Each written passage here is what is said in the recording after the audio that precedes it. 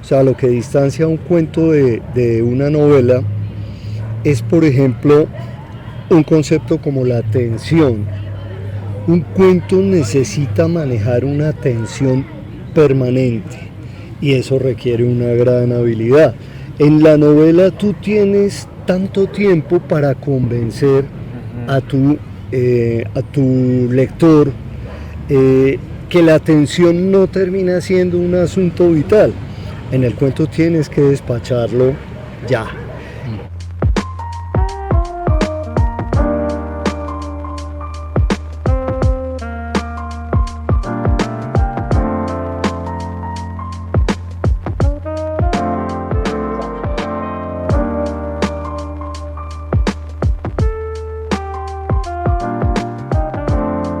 ¿Cómo van los visajes, Cecita? Aquí visajeando por el Parque Virrey, me vine a echar un visaje, ojalá no me echen la policía.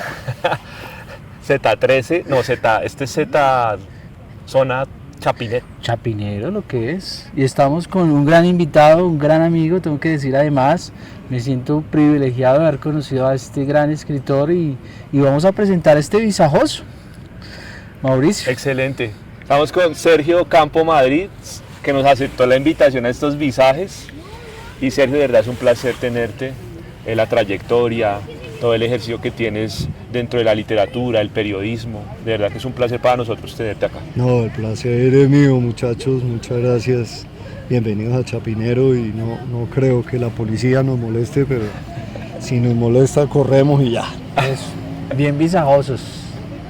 Bueno, esta entrevista tiene dos objetivos, digamos, dos finalidades. La primera, promocionar a Sergio con sus talleres de crónica y cuento, Horas de Cuento. Él nos contará un poco sobre ello.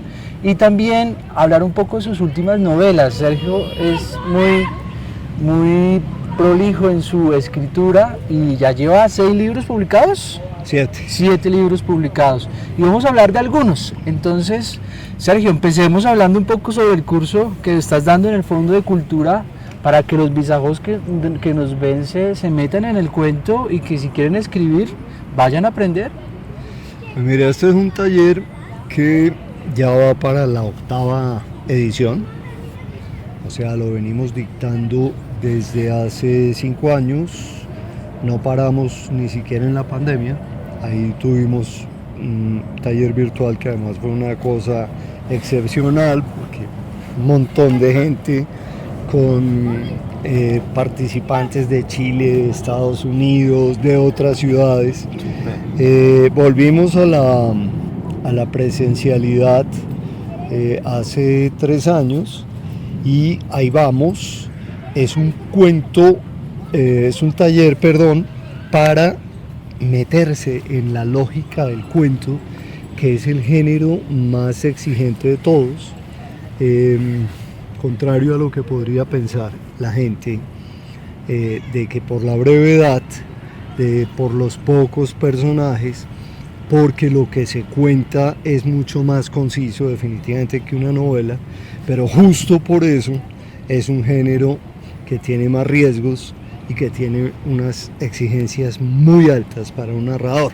Entonces yo vendo mi taller de cuento con el Fondo de Cultura Económica con esta idea: si usted escribe buenos cuentos, usted escribe lo que sea. Entonces, visajosos, ya saben, allá en la periferia, a buscarnos o a buscar el Fondo de Cultura Económica y meterse en el taller de Sergio, que yo soy testigo de ese taller, aprendí demasiado y bueno, yo espero empezar a publicar luego con los consejos que Sergio muy bien me dio. Y entonces, muchachos, anímense. Sergio, tú hablas, a mí me gusta mucho todo el tema del cuento también. García Márquez decía que es el género del disparo en el blanco. También incluso Cortázar lo teorizó. Pero tú hablas ahorita de una cosa que me parece interesante que de pronto nos puedas desarrollar, y es cuando hablas de que es el género más exigente, contrario a lo que se pueda pensar, así lo dijiste. De pronto algunas categorías para esos visajosos en donde se pueda percibir esa exigencia, por ejemplo en contraposición con la novela, con la crónica. Bueno. Claro, es una muy buena pregunta porque además la crónica es como el género hermano del cuento. García Márquez decía que la crónica es un cuento que es verdad. A ver, son muchas las diferencias y van mucho más allá del paginaje, del simple criterio del volumen que uno escribe. O sea, lo que distancia un cuento de una novela es, por ejemplo, un concepto como la tensión. Un cuento necesita manejar una tensión permanente y eso requiere una gran habilidad. En la novela tú tienes tanto tiempo para convencer a tu lector que la tensión no termina siendo un asunto vital. En el cuento tienes que despacharlo ya. En el cuento, como decía Borges, el cuento como género nace en la oralidad, obviamente, primero que cualquier otro género además, y a pesar de llegar a la expresión escrita, a pesar de escribirse, debe poder seguir sonando a un venga le cuento, ¿ves? O sea que hasta la espontaneidad termina siendo un artificio que no te exige la novela y que sí te exige el cuento. Otra diferencia grandísima es que la anécdota es un resorte muy importante del cuento, pero contrario a la crónica, que también tiene a la anécdota como un elemento fundamental. En el cuento hay que tratar de elevar la anécdota y buscar la alegoría de la anécdota, para que no se vuelva simplemente un chiste, para que no se vuelva simplemente la narración de un hecho pintoresco. Entonces son muchas cosas y todo sabiendo que tienes que enfatizar en la precisión de la palabra. Eso lo hace un género absolutamente maravilloso. Sergio, hablemos un poco de estas últimas novelas. Veníamos hablando tras cámaras de las distancias y nos hablabas ahí algunas anécdotas. Cuéntanos cómo podemos llegar a esa novela y cómo esa novela nos puede atrapar. Mira, esa novela tiene una particularidad dentro del corpus de la obra mía, que no es muy extensa, pero pues si se tiene en cuenta, si se es indulgente conmigo y se tiene en cuenta que apenas llevo 15 años escribiendo literatura, después de haber escrito bastante periodismo, sobre todo crónica y reportaje, pues en 15 años he logrado publicar 3 libros de cuentos y 4 novelas. Y esta es la única novela, el único texto que tengo que es de no ficción. O sea, esto es una historia real, rastreable, verificable, en la que traté de ser muy riguroso con la historia original, en la que además enfrenté el desafío de no ser simplemente el transmisor de una historia ajena, y me arriesgué a escribirla en primera persona, a pesar de que no es mi historia. Entonces ahí hubo una compenetración. Cuando hablo de esto acudo, pido la ayuda de Sigmund Freud y el psicoanálisis, porque luego de reunirme con mi personaje en muchas sesiones, muchas sesiones, y de convertir esta conversación casi en un hecho terapéutico. Esto es una persona con un profundo dolor, con una carga muy fuerte de vivencias, de carencias. Me arriesgué a intentar la transferencia, que es ese momento de la terapia en el cual hay una intimidad absoluta entre paciente y terapeuta. Entonces el paciente se abre completamente y cuenta toda su experiencia vital, y el terapeuta se puede poner en los zapatos del paciente. Por eso la primera persona termina siendo la mejor opción para una novela como esta.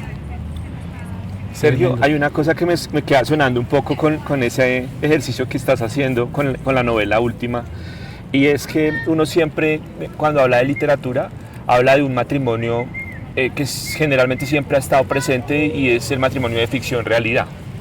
Cuando Sí. tú hablas de que este es el primer ejercicio de escritura que haces en donde lo que novelas es completamente real, ¿qué elementos hay que la distancia, o sea, se le puede llamar novela a algo que está siempre narrando una verdad, una realidad?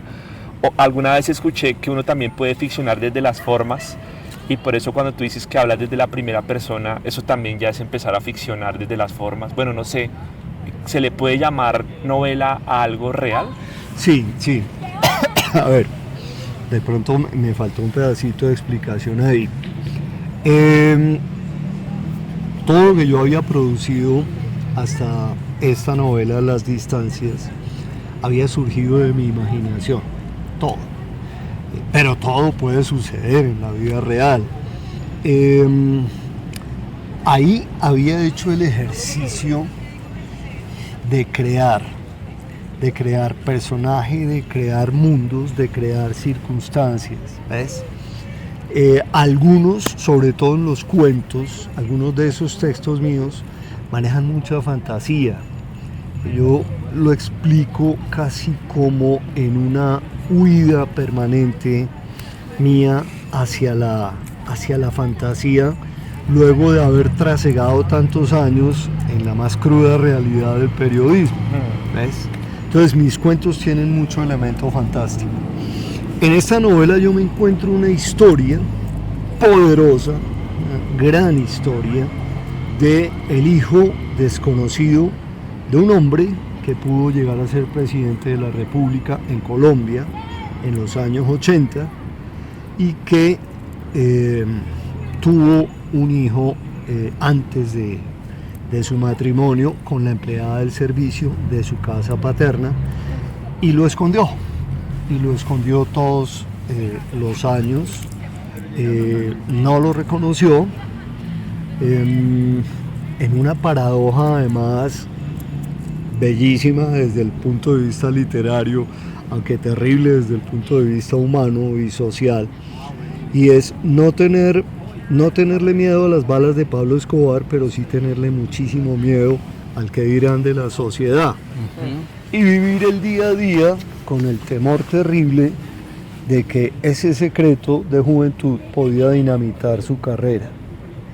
Entonces yo me encuentro con esta historia, convenzo a mi personaje de que hagamos un libro, y tengo que tomar la decisión de hacer una crónica periodística o hacer un perfil periodístico o hacer una novela. En lo primero y segundo, en la crónica y en el perfil, creo que mi participación hubiera sido muy indirecta, de todas maneras, aunque me exigía una mayor investigación, mayor búsqueda de personajes. Mi participación casi era como registrar simplemente lo que me contaste. Como esto es una experiencia de vida tan profunda, tan intensa, tan excepcional, tomé la decisión de que fuera una novela, lo cual me daba un margen para meterme en la historia. ¿Cómo? En los pensamientos del personaje, en las sensaciones, en los sentimientos del personaje. El personaje me cuenta distintos episodios. Yo le voy metiendo digresiones, le voy metiendo análisis, le voy metiendo reflexiones, y por eso digo que es una novela de no ficción, pero sin duda la ficción tiene que estar. Sergio, bueno, el tiempo es corto, ¿no? Sí. Y nuestros espectadores, ellos lo saben. Vamos a ir cerrando y hablando un poco sobre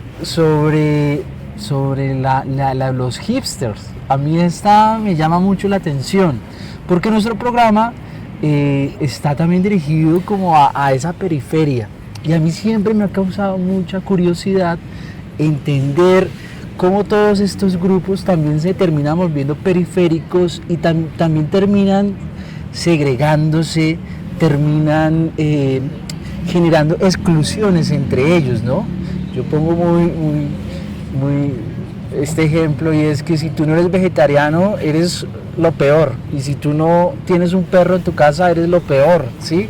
Sí. O si tú no tienes una mata en tu casa eres un mal ser humano. A mí esas cosas siempre me han causado curiosidad en estas nuevas sociedades, ¿no? Estas microcomunidades que, ¿sí? Si tú no haces yoga no eres espiritual, ¿no? Cuéntanos de qué habla esa vaina de los hipsters. De los hipsters te refieres a mi novela anterior. Sí, Los sí, sí, millennials. Es que son más los millennials que los los millennials. Eso, es que me equivoqué, sí, por eso yo estaba medio despistado, porque dije, a ver, ¿qué digo yo de los hipsters? Que me parece una periferia, pero me parece una periferia regia, de todas maneras. Sí. No es propiamente la periferia más periférica. No es propiamente la periferia más vulnerable, ni la que más apuros tenga. Ok, los millennials, sí. A mí me parece fascinante la generación de millennials, que tú no eres millennial, pero tú sí puedes ser un millennial. Yo no sé.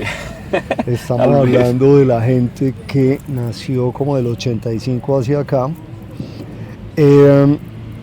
Porque, y lo digo hasta atrevidamente, yo creo que en toda la historia de la civilización no ha habido una generación con más oportunidades, una generación más luminosa que la de los millennials. Sí. ¿En qué sentido?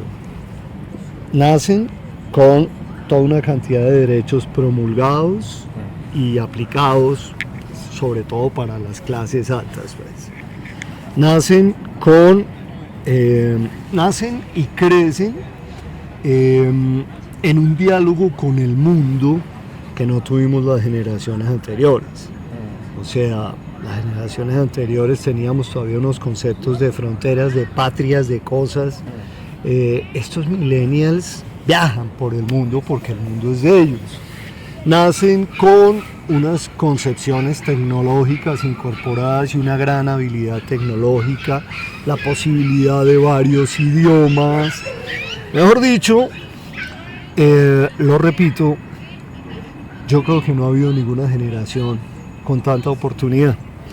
Y al mismo tiempo, no veo tampoco en la historia una generación más vulnerable emocionalmente que los millennials. Entonces, están inmersos en unos debates internos terribles, tienen unos niveles unos umbrales de aceptación de la frustración muy bajos, son muy inconstantes, viven en una lógica fatalista de que todo se va a acabar, de que el agua se está acabando, lo cual puede ser además totalmente cierto. Eso los hace sumamente frágiles. Y pues ahí tienes ya un tema literario hermoso. Es mejor no preguntar qué es la novela de los millennials. Es una historia de amor postmoderno. Es podríamos decir que hay algo de alegoría a un Romeo y Julieta totalmente postmoderno, en el que la hipercomunicación, en el que la hiperinformación, el hecho de estar bombardeado todo el tiempo de información, va a jugar un papel muy importante. Y particularmente algo, y ya con esto voy terminando, yo siempre me extiendo mucho en mis respuestas. Dale. Algo que me llamó profundamente la atención cuando investigué para escribir esta novela y luego de escribirla es cómo la virtualidad va ganando cada vez más espacio en nuestra vida y eso tiene ventajas, pero tiene unas ventajas terribles. De lo que más me asustó fue escuchar cosas como, y plasmarlas en la novela como, yo no entiendo cómo hacían ustedes para levantar antes. ¿Cómo se hacía eso sin aplicaciones, sin Tinder? Además, qué mamera tener que gastar tanto tiempo en el cafecito y en el vinito caliente. No, vamos a lo que vamos. A la fija. Vamos a lo que vamos, lo cual de pronto puede generar una sexualidad mucho más franca, pero también despersonaliza completamente o en muy buena medida el erotismo y definitivamente acaba con el cortejo, con la seducción, Claro. y con una cantidad de dimensiones humanas maravillosas que nos gastamos siglos en construir. Súper genial. Bueno, voy a hacer otra vez esa pregunta porque la embarré. Voy a hacerla No. otra vez, esa la editamos. Pero yo no tengo que volver a responder. no, solamente solamente la va a la hacer repito. y Listo, la dale. editamos allá. Pero no, pero si ¿Sí? es una No, a mí me informal, no gusta. pasa Sí, nada. Ah, bueno, Sí, que sí. salga esto así, El ¿cierto? ajuste, No pasa sí. nada. Mauro. Oye, Sergio, yo quiero como cerrar este visaje con una pregunta que me parece importante y que conecta esos visajosos con tu taller de cuento Sí. al que tienen que matricularse, ¿no? Eso es de una vez averiguando el asunto y nosotros vamos a poner ahí los datos en las redes para que puedan llegar allí. 3 autores que de pronto los visajosos del otro lado digan yo quiero empezar a leer cuento, porque también tenemos gente que está empezando, son lectores neófitos, están como iniciándose, que tú digas tienen que empezar desde mi subjetividad por aquí, por aquí, por aquí. Ok. A ver, estamos hablando de cuentos. Me preguntas básicamente de cuentos. Sí. Me queda muy difícil decir solamente 3. Lanzo nombres, pero no se pierdan a Edgar Allan Poe, no se pierdan a Oscar Wilde, no se pierdan a Raymond Carver, no se pierdan a Cortázar, no se pierdan a Benedetti, no se pierdan a Felisberto Hernández, no se pierdan a García Márquez, no se pierdan a Boris Vian, no se pierdan a ver, este es probablemente el cuento que más me gusta a mí, de Herman Melville. Bartleby, el escribiente, es un señor cuento con el cual entraríamos en una discusión larguísima de si es realmente un cuento o es una novela o qué es. Que les confieso que me importa un carajo ese debate sobre los géneros, de qué es qué realmente. Hay gente que dice que El olvido que seremos no es una novela. Me importa un carajo, a mí me parece un muy buen libro, entre otras. La novela de Piedad Bonet sobre su hijo, Lo que no tiene nombre. Eso no es una novela. Me importa un carajo que no sea una novela, es un tremendo libro. Sí, total esa Y las distancias, habrá gente que diga, pero ¿dónde está la novela ahí? Usted cogió la historia de un man que le contaron y la llevó al papel y ya.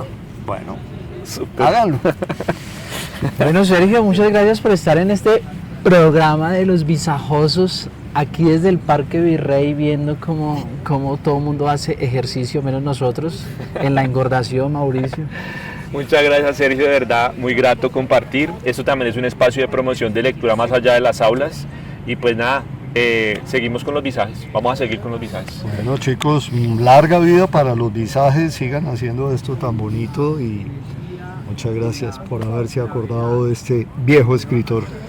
Bueno, chao, chao. Chao, nos vemos en el otro.